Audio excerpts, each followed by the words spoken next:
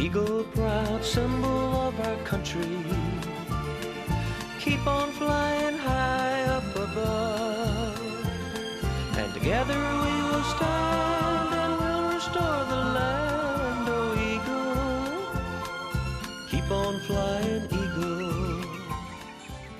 Welcome to Listen to the Eagle. That's right. It's Monday night, and we are live. Bert Ott Carruth, your host, coming to you from the Reed's Metal Studio. We've given Paul Ott kind of the night off. He's going to call in, give us a report how he's doing. He had another doctor's appointment today. I'm sure it's going to be some more good news, but he'll update the Listen to the Eagle audience on how he's doing, and he'll be back here hopefully next week for Youth Night with Isaac, as we do once a month. But we also have our regular guest and I'd say co-host of the show now. You're such a pro at it, Mr. Brad Young from the Mississippi Wildlife Federation. Brad, always welcome to Listen to the Eagle. Well, thank you. It's good to be here. I don't know about the whole such a pro at it kind of thing, you know. And you know, Paul Ott's not going to just call in to give us an update. I mean, you and I both know he's calling to keep us in line. Oh, you know, there's no doubt he's not going to let it just go to me and you where we can run willy-nilly with his show. Now, no. He's going to remind us whose show it is. Well, I always tell him he probably doesn't need to let you and I do that, or we'll just take it over for good. He might be afraid. He might be. No, he will call in and keep us in line. There's no doubt. But if you want to be a part of the show, as always, 1-800-251-5891. That's 1-800-251-5891. Or if you're customer inspired, C-Spire like we are, it's pound 444. Always go to listentotheeagle.com. You can find out what's going on with the show, where Paul Ott may be performing or where I may be speaking. We always have a good time, and you can keep up with everything that's happening on listentotheeagle.com. You can email the show, Paul Ott at Listen to the Eagle. That's Paul Ott at Listen to the Eagle. And Paul Ott does have a lot of extra time now, Brad, so he spends a lot of time on social media. So he does. He's a great follower. You know, and now sometimes you got to hold on because he's real fast, but go to Twitter and go to @PaulOttEagle and follow him on Twitter. You'll always be entertained. Speak of the devil, the man, the myth, the legend, Paul Ott. Paul Ott, welcome to your show. That sure don't look like Amanda sitting by you, Brad. No, definitely not. I think I took a wrong door somewhere when I came in here. I think you did too. But now I just emailed you a problem. The Game and Fish is really having a problem, Brad, with people illegally trapping and trying to get rid of the hogs. Now we got to get rid of these hogs. And I'm going to be telling you, we're going to be addressing that very seriously with Mississippi State and the Department of Wildlife Fisheries and Park and Cindy Hyde-Smith, because they're getting in people's yards. Now we're fixing to be taken over in this place by Godzilla here and these wild hogs. I mean, our farm is tore up, Bert, and I got to get Cade to shoot every hog out there when he gets here. Well, how illegally, I guess it's trapping, because I thought there was really no rules or laws against taking hogs. Well, you're going to have to look at your email and see there's somebody doing something wrong. There's not any toxins. Now, there is a young group of kids that's trying to figure out how to make them sterile, Brad, but something's got to be done about these hogs, Brad. And, I mean, it looks to me like that's something I don't know if the Wildlife Federation can jump on or not. Maybe you already have.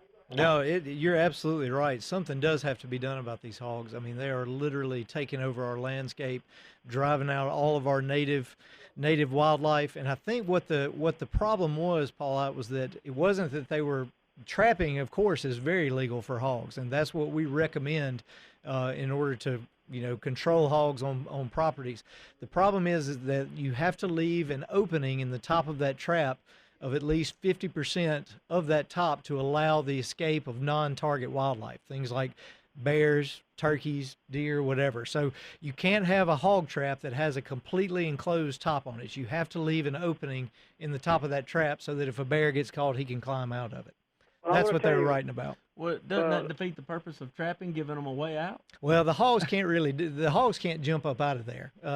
What you do is you put the hole right in the very center of the trap, and a hog can't really jump straight up in the air and get out. So as long as it's caged in around the sides, they can't run and dive. They'll just hit the top of it and bounce back. Paul Ott, before we go to our first hard break, do you want to stay over for the next segment, or are you out? No, I'm out until you need me, but I do want to tell you they have torn our farm up, and we can't even hardly bush hog it, so I don't know what we're going to do. They say this is a good time of the year to try to we're going to have to smooth it over. You can't hardly, even the bush hogs, they just about torn the land up so much, Brad. Yeah, you're absolutely. I hear people talking about breaking axles on tractors and tearing up equipment all the time. I mean, they dig up and make such a hole, and then grass grows over the top of it. And like you say, you're driving farm equipment or a truck or whatever, you can tear the front end off of something all because of a pig. Well, it ain't going to be me. It's going to be Linda. I'm sitting here waiting on homemade soup. I'm so sorry to tell y'all that. Oh, well, Paul Ott, I'll be rolling in there in a couple of hours. Maybe you can save me some. I'll save you a whole bowl, Bert. Bring bread with you. I wouldn't count on that, Bert. Okay. I'm listening on about 10 stations. Y'all are strong tonight. Good deal, Paul Ott. Thank you for being there. Glad you got a good report. Got a good one. Paul Ott, the man that's been doing this for over 20 years, Brad Young. He's been a voice of the state of Mississippi and a conservationist, and has really, really given the Mississippi hunter and fishermen a voice with this radio show. I mean, he is an absolute icon when it comes to conservation in this state. It never ceases to amaze me. I'm on here once a month, and it never fails that people come up and ask me, boy, that's great, you working with Paul Ott, and I sure would love to meet him one day. And I say, well, maybe you would. No doubt about it. We're going to take a break. Y'all stay with us. 1-800-251-5891. If you got questions, I got the man tonight that can answer, Mr. Brad Young. Y'all don't go anywhere. We'll be right back. Paul Ott's The Day of the Lord CD-DVD combo set is our free gift to you and your family. The Day of the Lord includes songs like I Am That I Am, Don't Cry for Me, They Could Not Stop His Love, as well as special sermons by Tom Lester, Dr. Larry LeBlanc, and others. Paul's special Holy Visits and the printed Don't Cry for Me poster are also included. This special combo is yours free with a $10 shipping and handling fee payable to New Day of the Lord Ministries Foundation, Summit, Mississippi.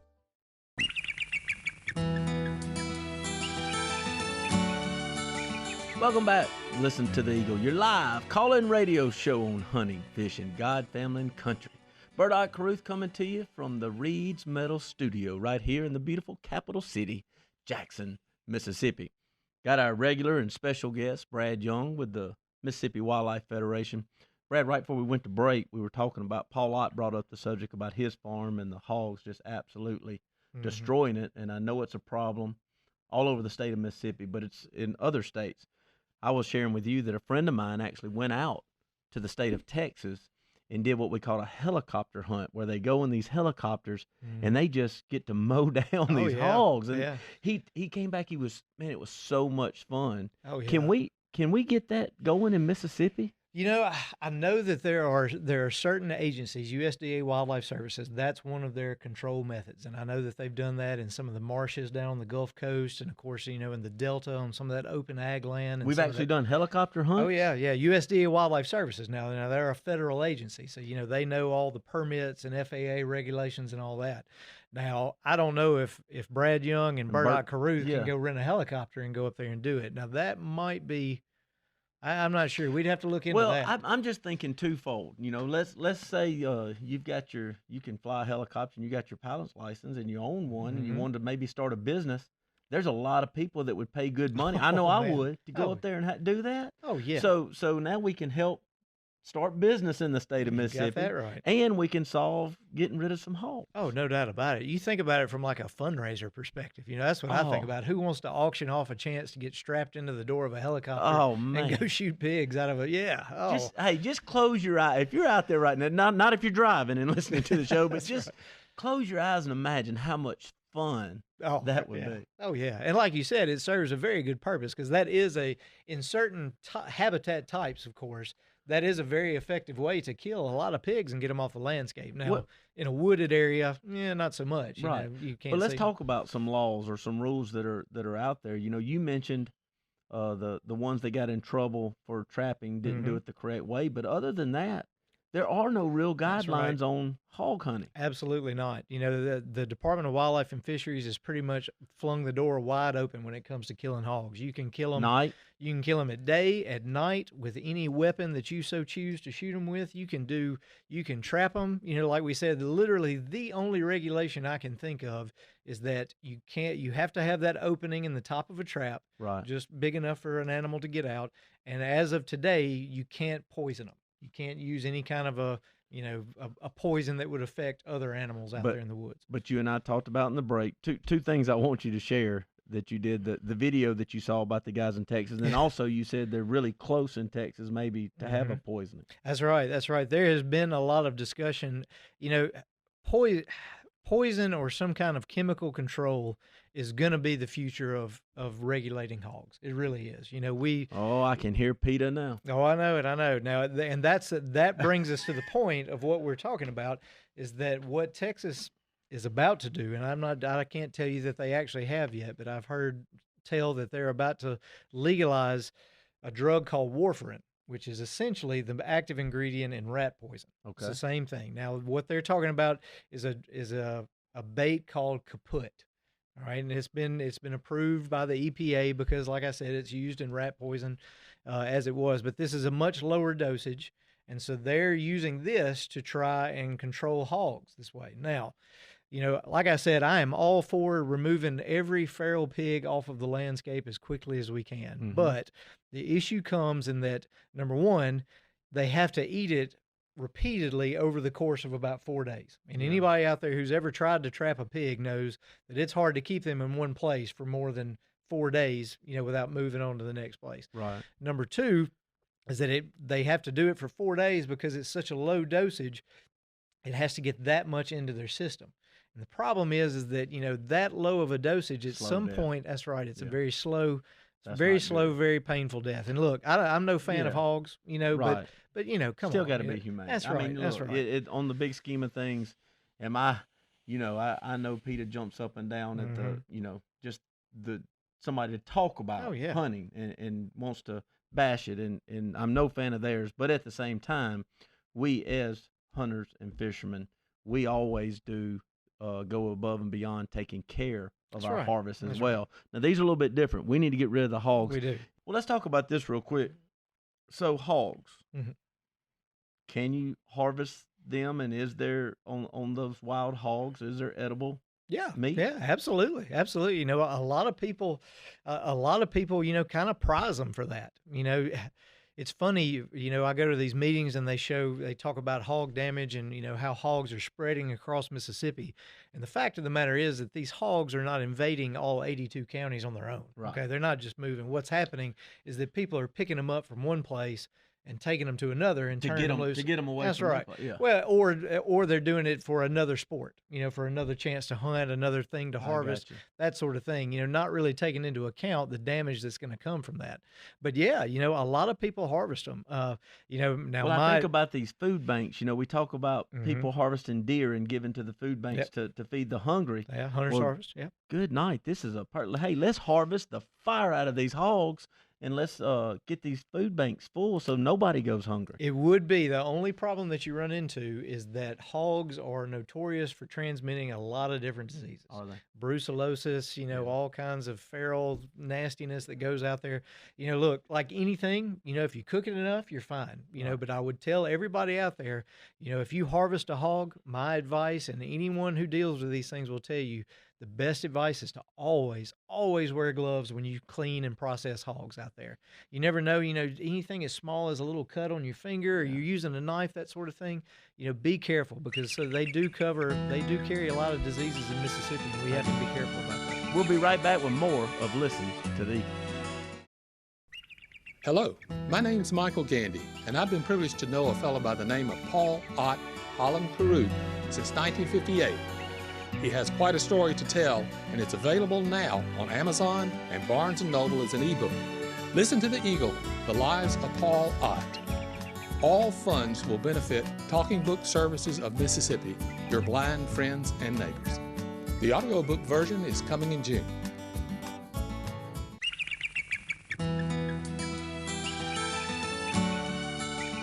Welcome back. Listen to the Eagle. Bert Ott Carruth coming to you live from the Reed's Metal Studio. This is Listen to the Eagle, your live call-in radio show, hunting, fishing, God, family, and country. And tonight we're talking about killing and harvesting hogs because they're taking over the whole state and our surrounding states. If you want to be a part of the show, you got a hog story, you got a suggestion, we're open for it. 1-800-251-5891. That's 1-800-251-5891. If you're customer inspired, C-Spire inspired like we are right here at Listen to the Eagle, it's pound 444. on your cell phone. Let's go back to the phone lines to our long-lost buddy, the great traveler. I keep up with him on Facebook, Robert Daly. Welcome, Robert. Hey, Bert, Brad, how are y'all doing tonight? We're great. Doing good, Robert. Well, I've been listening to you talking about the hogs, and wanted to mention something. I talked to a game warden one time. I was talking to him about the hogs, and one thing, if somebody does want to hunt them at night, it's a real good idea to call your game warden and let him know what you're going to be doing. Let him know that you're going to be in that area. This game warden I talked to told me that if he is in bed asleep and he gets a call at 2 o'clock in the morning, somebody said they hear gunshots. He said, you better have a hog on the ground or in the back of your truck when he gets there, or he's going to arrest you for deer hunting at night. Yeah, I can only imagine when you see guys with big lights and guns at night. I could see a game warden shutting that down real quick. Yeah. Yeah, real quick, because that'll hurt his feelings if he gets waked up at 2 in the morning. Well, but like you has said, to go out. But hey, Robert, like we shared, it is fun. You know, let's think about it. I mean, everybody really wants to go hunting and spotlighting, and it's fun. So yeah, just a heads up to your local game warden there and say, look, we're about to do this. Just want to give you a heads up, and you'll probably be okay. That's right, and that way, the game warden doesn't have any reason to suspect you of doing something illegal. He's welcome to come down there and check on you anytime he wants to, and if he does get a phone call sometime in the middle of the night, somebody says they hear gunshots down that area, he can tell them, well, that's some guys down there hog hunting. I already know about it. That's right. That's no exactly doubt. right. One other thing to mention, too, is that, if you're setting up bait sites, for hogs to hunt, whether it be in the day or night, whatever, keep in mind now that the rule in Mississippi is you can't just pour grain straight to the ground, even for doing this. Right. So what you need to do is to call the Department of Wildlife and Fisheries, talk to them, and you can get a depredation permit, which, what kind of permit? Depredation. That's what it's called. Say that 5 times. That means that you got too many pigs, basically. And so what they'll do, they'll send out your local officer. He'll come out there and look at your land. He'll sign off on it. And like you said, it's just about communication. It's a good way for them to know what's going on with you so that they don't suspect you're doing something wrong. And, just a good way to get to know them as well. Now, I don't know. I know the laws have changed so much over the years on the hogs. For a while, you could only hunt them during any other open season with the weapon that was legal at that time, and it's changed so much. I know I asked the game warden that time I was talking to him. I asked him about baiting hogs, and he said it's illegal to bait hogs. He said it's against the law to bait blackbirds in your backyard. He said it's against the law to bait anything. And I said, well, what about if you got a trap? You got to put bait in the trap. He said, He said, that's still against the law. And he told me, he said, unless you use this stuff, Brad, what is it? You get a cotton mill. It's like rotten cotton, sort of. You know what I'm talking about? Gin compost. Yeah. He said hogs are the only critter in the woods that he knows would eat that. He said if he walked up on somebody that was hunting over that or had that in a trap, he said there would be no doubt in his mind they were after hogs, because he said he knows nothing else in the woods is going to touch it. Huh.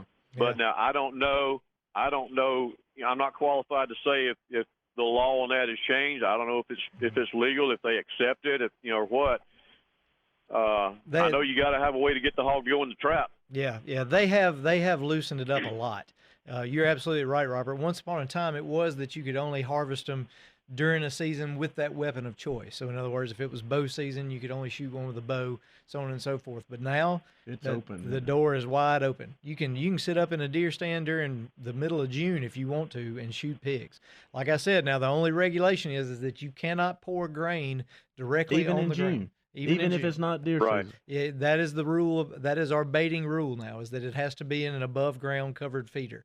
But if you call the department, you can get one of those depredation permits, Brad, and they'll come out there and let you do it. Don't even get, and Robert and Brad, don't even get me started on this baiting rule and the law and how it's, to me, it's much to do about nothing, because with today's technology, above the ground, hidden 100 yards, just let you put it right out in front of the stand. It's the same thing. It is. It is kind of a fiasco. I'll agree with you there. Robert, we're up against a hard break, brother. Love you. Thank you for calling in. Be safe out there. We'll do it. Good talking to y'all. Y'all have a good night. Sir. Be careful going home later. Y'all don't go anywhere. We're going to be back with more of Listen to the Eagle. Paul Ott's The Day of the Lord CD-DVD combo set is our free gift to you and your family. The Day of the Lord includes songs like I Am That I Am, Don't Cry for Me, They Could Not Stop His Love, as well as special sermons by Tom Lester, Dr. Larry LeBlanc, and others. Paul's special Holy Visits and the printed Don't Cry for Me poster are also included. This special combo is yours free with a $10 shipping and handling fee payable to New Day of the Lord Ministries Foundation, Summit, Mississippi.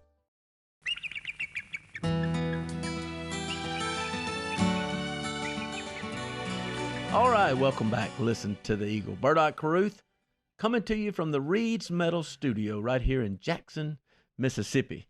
Got our wonderful guest, our regular guest, the co-host, Mr. Brad Young, with the Mississippi Wildlife Federation. Brad, before we close out the show with Paul Ott's version of Danny Boy in honor of St. Patrick's Day, thank you so much for always coming in like you do, being a regular guest. But real quick, across the state, anything you need to share from the department side? Oh, yeah. Well, just once again, we invite everybody to check out the Mississippi Wildlife Federation. We're a nonprofit conservation group dedicated for anglers and hunters and outdoor enthusiasts from across the state. Like we talked about, we can't keep this thing going without people like us. We need to be out there on the front line, and that's what the Wildlife Federation does. So I encourage you to check out our website at mswildlife.org. You can always reach me at byoung@mswf.org. We always need members. I'm the guy lucky enough to get paid to do what I do, but the Federation is truly made up of individuals like the people we have listening tonight. Well, I mean this. Thank you for what you and y'all do it. Hey, it is my pleasure. It's always great to be here. I look forward to having Paul Ott back here so I can rib him in person. No doubt. And we want to thank you for making us a part of your night, no matter how you were listening. Whether you were listening on the Listen to the Eagle app, which I invite everybody to go to the App Store, search Listen to the Eagle, download the app. That way you'll never miss us. Or if you were listening to us in your car, thank you for making us a part of your night. We'll see you next week. We're going to close the show with Paul Ott and Danny Boy.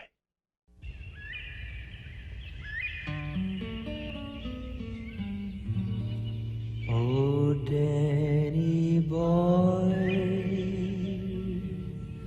the pines are whispering from tree to tree and down the mountainside. The summer's gone and snow is softly falling. Oh, Danny boy, oh, Danny boy, I miss you so.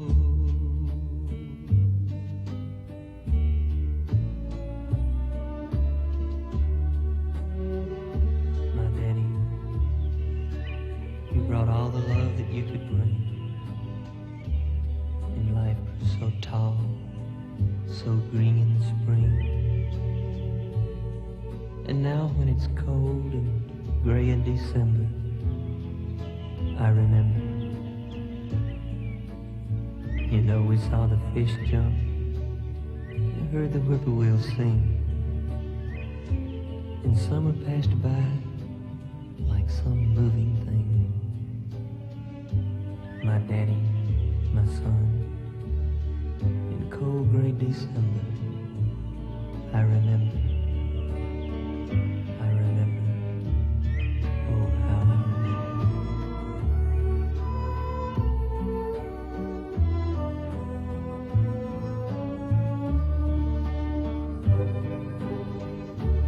I seem to hear your laughter by the river,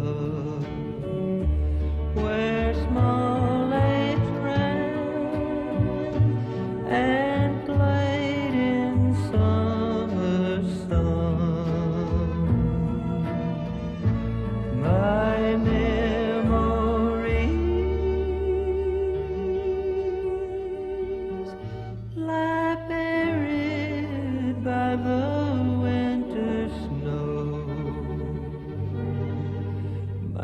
Danny boy, my Danny boy, I love you so.